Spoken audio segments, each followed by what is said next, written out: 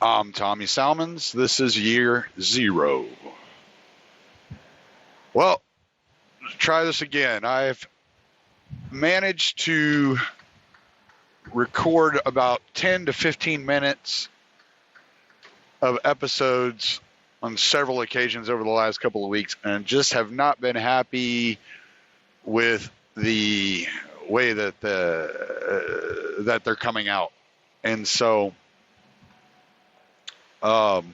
just a little bit of a funk trying to get all my ducks in a row and keep track of everything I'm doing, recover from vacation, have a birthday and all that good jazz, and just have not been able to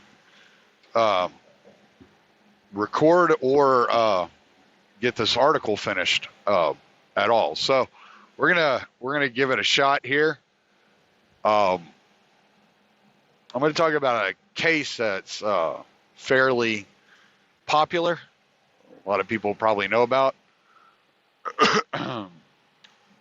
And I just want to, I think it's important that cases like this are kept out in public, in the public atmosphere, being talked about regularly in order to keep the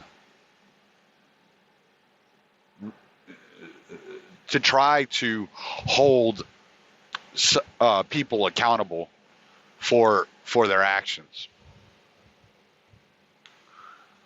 Now, it's pretty typical if you're in the mafia or in the mob and you cross the Don or you cross the family in some way, shape, or form, that you're gonna come to a violent end. That you might get dropped out of a window. But people don't think about government in these terms. And Dave Smith has a really good quote. It's a really good way of describing government. And he says government is the mafia pretending to be a human rights organization.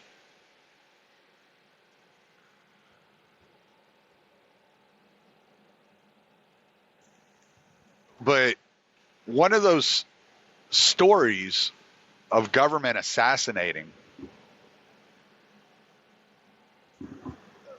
just, I don't even know if assassination is the right word, just murdering a guy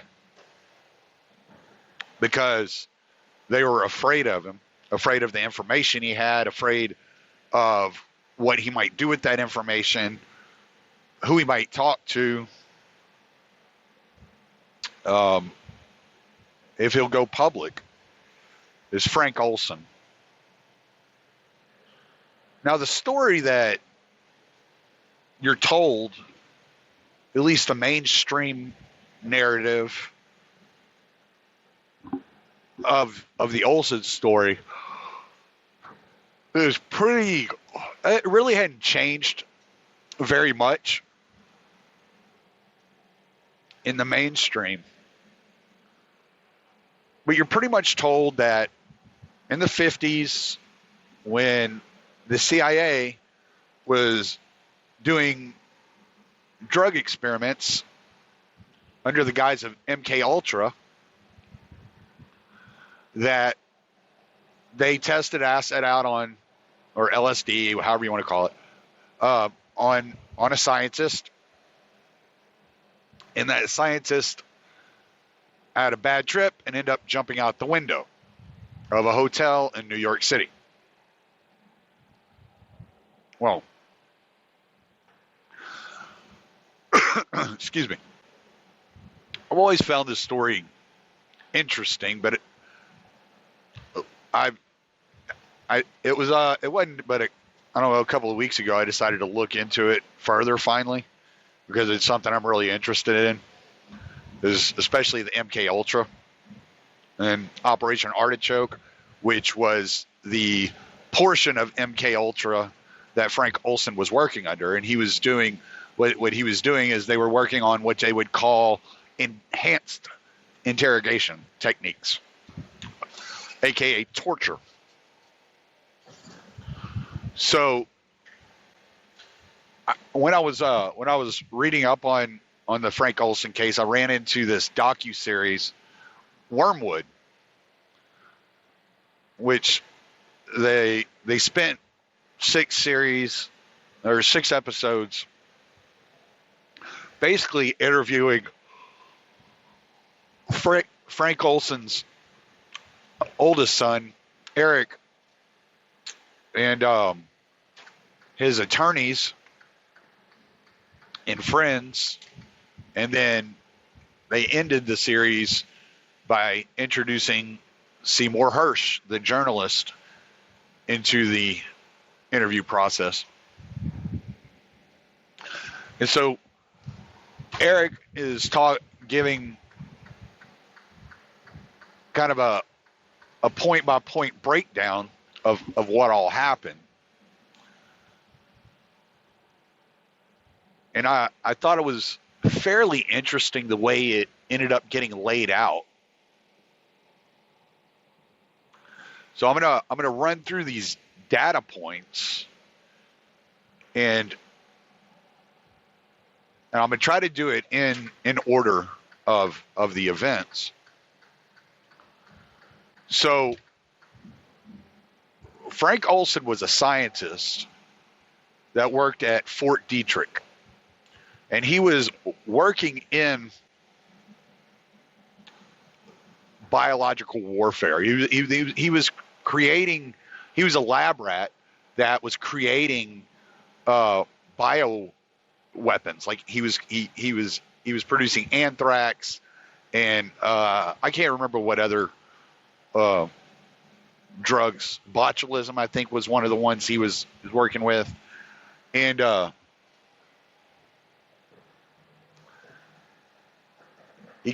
he was approached at some point. He was approached by the CIA, and they were wanting to work hand in hand with his division. And one of the things they wanted to do were create mind control experiments under Operation Artichoke, which is where he fit in. Was they were looking for scientists to work. I guess they were manufacturing new strains of LSD, is all I can figure.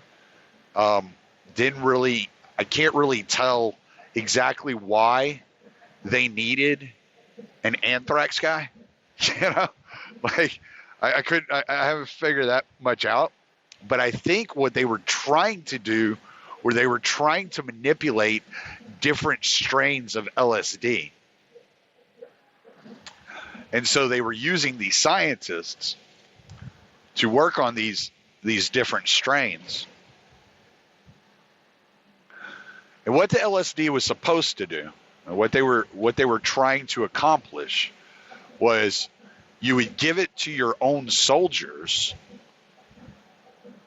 to create like this monstrous super soldier, quote unquote, that had no conscience and had no problem with murder, that they would just kill without feeling anything about it.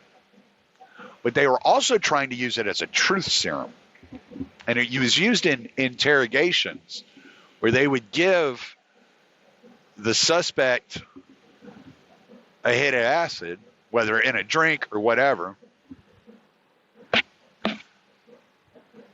and then they would interrogate that person. And it's supposed to relax the person more so than alcohol, to where you can get more truth out of them. These are the claims they were making. So I've never tried interrogating anybody that was tripping, so I don't know if this is absolutely the truth. But maybe that'll be an experiment for another day. But that's what they were using this for. Oh, excuse me. Oh, sorry. Well, Frank Olson began having objections. First, to the Korean War. He suspected, and I believe that he was probably in a position to know as much, that they were using biological weapons in Korea. To what extent, I don't know. I remember there's the quote unquote false germ confession tapes from that era when these soldiers were taken as POWs, confessed to germ warfare, and then when they got back to America, they recanted their confessions and said that these confessions took place under duress. Accept that for what it's worth. But Frank Olson suspected that the United States was taking the anthrax technologies that he was helping manufacture and using them in Korea. And he was known to march to the beat of a different drummer. He was not your straight-laced military guy that just followed orders, sir. He was very mouthy. He was very strong in his opinions. And he was not afraid to say what he felt and get out of line on occasion.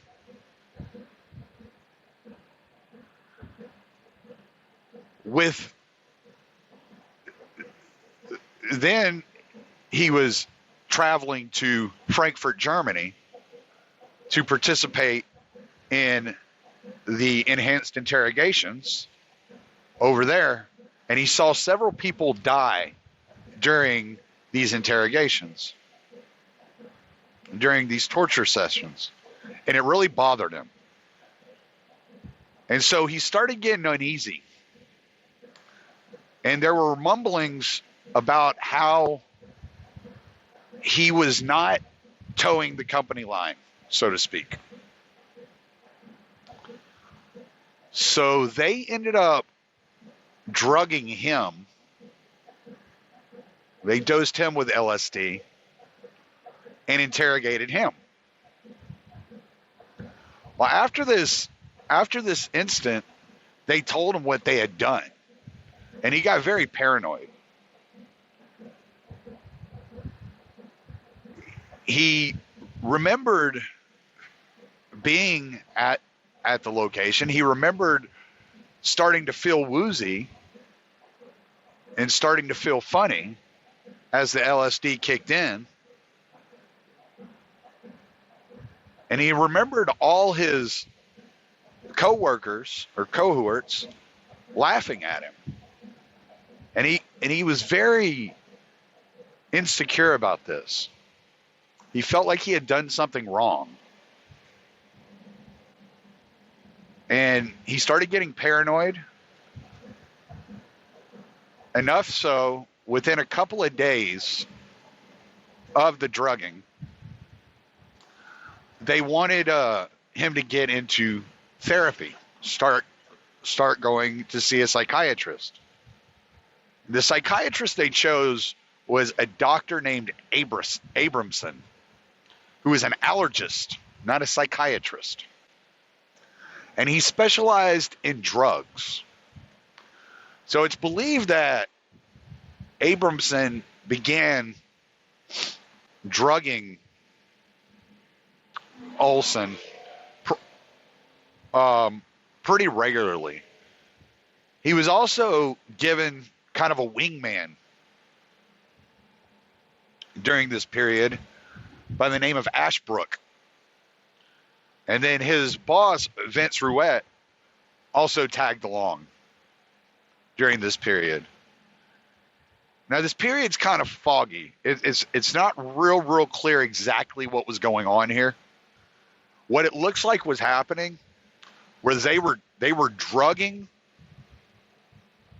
Olson and continuously attempting to brainwash him in order to make him think correctly because he was having the wrong thoughts. And this went on for about 8 days. I want to say 8-9 days. And they were leaving New York to go back to Virginia, near Fort Detrick, a town called Frederick, I believe it was. And they got back to Frederick, and he was panicked. He was very paranoid by this point in time. I think he realized that his life was in danger. I think he realized that there was a serious possibility that he was going to wind up dead. And he got his boss alone, Vince Ruette, and begged his boss, just fire me, I'll disappear. Just fire me, I'll disappear. I don't want anything to do with this anymore. I can't do it. Just fire me, I swear I'll disappear. And Vince Ruette said, I'm sorry, we can't do that, Frank. And so Vince stayed behind in Frederick while Ashbrook took Frank Olson back to New York. They checked into a hotel there off of 7th Avenue, I believe it was. I believe that's what they said. And they got a room on the 13th floor. Room 1018A. And that night, around 2:30 in the morning, 2:35 I think it was to be exact, Frank Olson came out of the window and landed in the middle of the street. The official narrative that they told his family was that he fell or jumped, and that Ashbrook was asleep when it occurred, and he woke up right afterwards, startled by the noise, and saw Frank Olson down on the ground. Then, 22 years later, an article was published. And that article told a tale of a scientist that was drugged, had a bad trip, and jumped out of a window. And this was after the Rockefeller investigation into the CIA. The Rockefeller Commission, I think is what it was called. And this was their findings based upon the documents they had. Now, to put an end to it, to put kind of put a lid on the story and try to muffle it as much as they could, the CIA allowed Vince Ruette to disclose to the family that it was indeed Frank Olson that this story was about, and that they were very deeply sorry. In the interim, the family decided to hire an attorney and start looking at possible legal action they could take.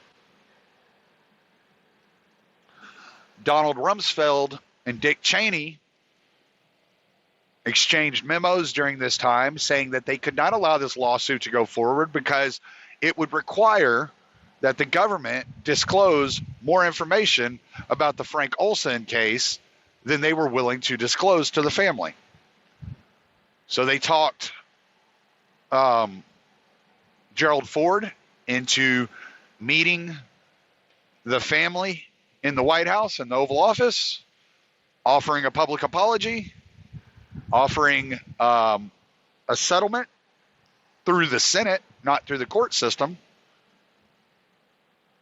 And the family went for it. They signed their non-disclosure agreements. They went ahead and took the $1.25 million settlement that they only got paid $700,000 of.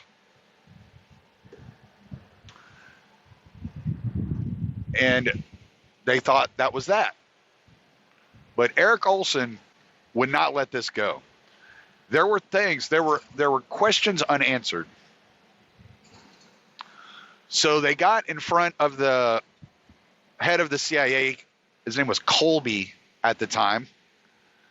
And they were given a box of documents that were highly redacted and were fragmented and didn't tell the story in completion. And they just couldn't put two and two together. Nothing was making sense.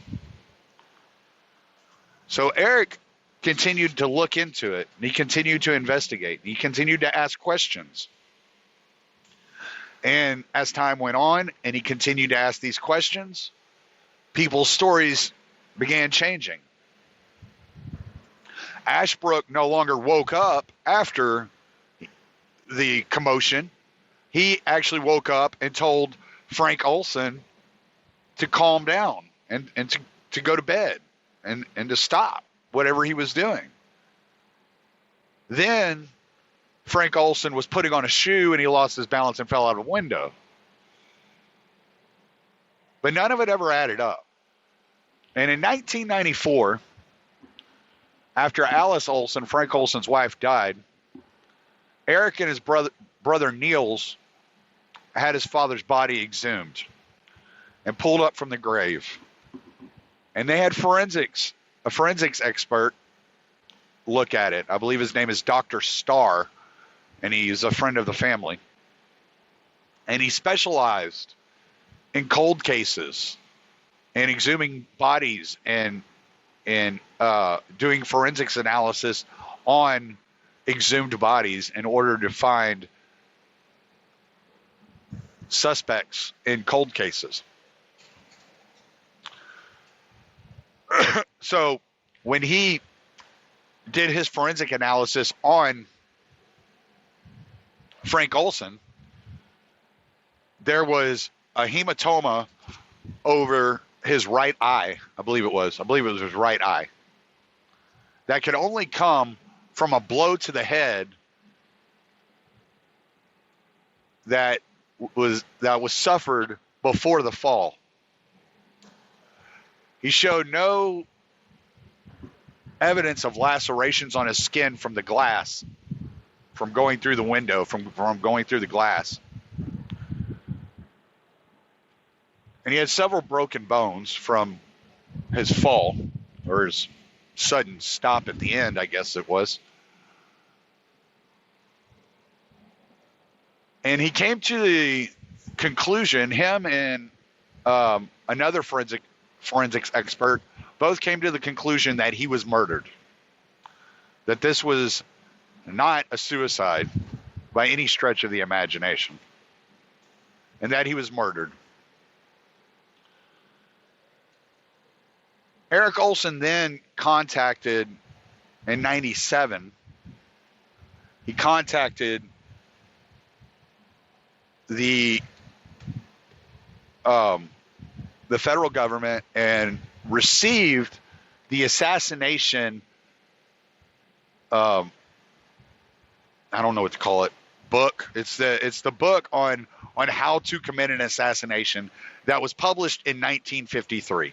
And it was the first book of its kind that the CIA ever published and handed out on assassinating people. And sure enough, the number one way that they suggest that you assassinate people would you smack them over the eye with a hard object, knocking them unconscious, and then you drop them out of a window or off of a building that is at least 75 feet in the air. So now we're on to this cold case that Eric Olson gets investigators involved in which they are unable to to chase down the actual culprits involved here. And in 2001, they dropped the case because most of the people that were involved were dead and they were not finding any new evidence. Finally, Eric Olson went back to Seymour Hersh, who had published the first article, and he spoke to Seymour Hersh, and he told Seymour Hersh, "You don't understand, the CIA executed my father." Seymour Hersh told him he was crazy. Eric Olson said, "Well, you're the big shot. You're the one with all the connections. Find out for sure." He pushed enough buttons where Seymour Hersh decided he was going to contact an inside source in the CIA and ask some questions. 40 hours later, Seymour Hersh got in touch with Eric Olson and told him, "You're right. I found out the CIA did assassinate your father, but I cannot tell this story without giving up methods and sources." And Seymour Hersh, to this day, or to 2017, when this was recorded, stands by the fact that he cannot give up methods and sources. But he very much says the CIA did assassinate Frank Olson, that he was considered a dissident, that was a danger to take his knowledge and his resources and go to the Russians and turn, double agent, I guess you might say, and that the CIA was terrified of the Russians getting the information that Frank Olson was in possession of, and they felt they had no choice but to kill him. He cannot disclose how he knows this. He cannot disclose who told him this. All he can do is disclose in the vaguest of terms that this is most likely the scenario. And so they had to get rid of a problem named Frank Olson.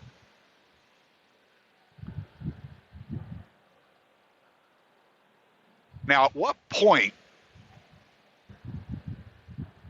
do you look at a federal government and decide it's no longer a legit power, it is a mafia? How much extortion and murder do they have to be involved in? How much counterfeiting do they have to be involved in? How many cover-ups? How much information do they have to hide? See, because if I understand correctly, when the Constitution was written and the Founding Fathers were framing this nation, it was done so under the auspice that transparency, not secrecy, was the number one thing. Yet we have all these scenarios, all these cases over the years of the CIA or the FBI or the NSA lying in front of Congress, lying to the American people, bragging about having classes on how to lie, being masters of misdirection and deception. And we know all these things about these people. We know all these things about the national security state.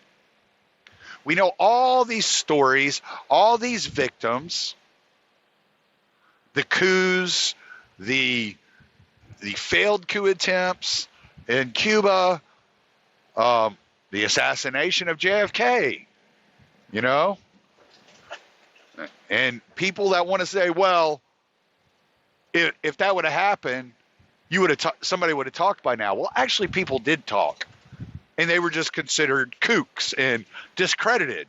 People that said they were there, that said they know what happened, that said they were involved in what happened. Several people. Was a name? E. Howard Hunt was one of them. He has a deathbed confession you can find on YouTube. He confesses, and he was involved in all kinds of crazy shit. We know he was involved in all kinds of crazy shit. There's Frank. I can't think of his last name right now, but he had assassinated several people.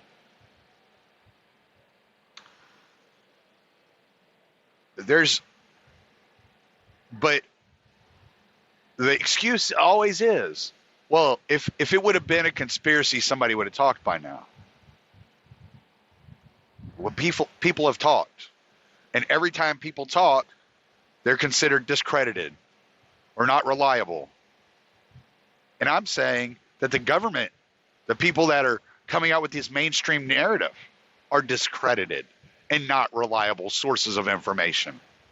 They're the ones who should be held to the higher standard. They're the ones who have not told the truth. They're the ones who allow American citizens to be assassinated. They're the ones who told the Olson family that if they were able to prove negligence, they would have won the lawsuit that they eventually filed. But because it was an intentional homicide, the government was not responsible for paying out to victims of an intended execution, an intended assassination. Had they been negligent, the family would have been due a settlement. But because it was an execution, because it was an assassination, that the family is not due any retribution. This is what they were told in federal court. And yet still, people are out there defending the state. When it's right there in black and white, day in and day out, how they are treating average citizens, how they victimize their own people, how they drug their own people, how they murder their own people. Not to mention all the killing that's going on all over the world in the name of national security. They can do anything in the name of national security. If they are protecting the sources, the national security of the United States, if they are protecting methods and sources, they cannot be prosecuted for any crime whatsoever, whether it be murder or running drugs. They are above the law in every sense of the statement. They cannot be held to account. There are definitely two tiers of justice in this country. And I don't understand how people can see this and continue to participate in this system.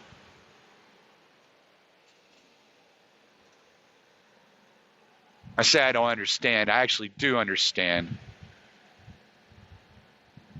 to an extent.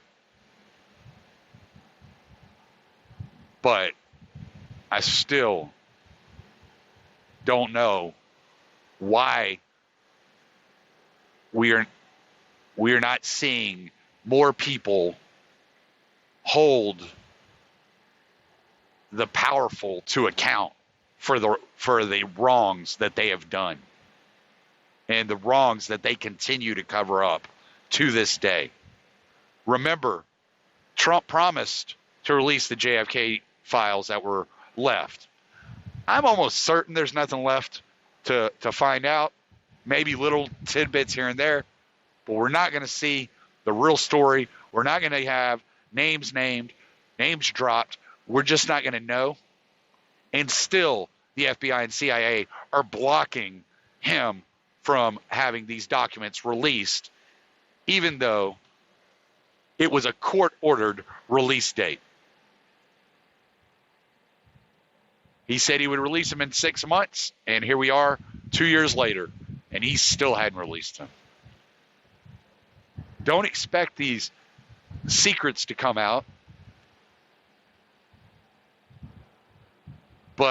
and don't expect Congress to do the work for you in these little hearings in which the director of the CIA can say, oh, well, I'd rather answer that behind a closed door, in a closed door hearing, because it's a matter of national security and for special ears only. These things are going to continue to happen, just as they have always continued to happen since the beginning of the national security state that we live in. In 1947, the National Security Act was signed into law, and that destroyed any idea of a constitutional republic anybody had the delusions of possibly conserving at any point in time. This wasn't quite as smooth as I hoped it would be, but it was a lot smoother than the last few I tried to do. I appreciate y'all hanging in there with me. I will be back on again shortly. Hopefully I'll get you another episode this week. I'm Tommy Salmons. Late.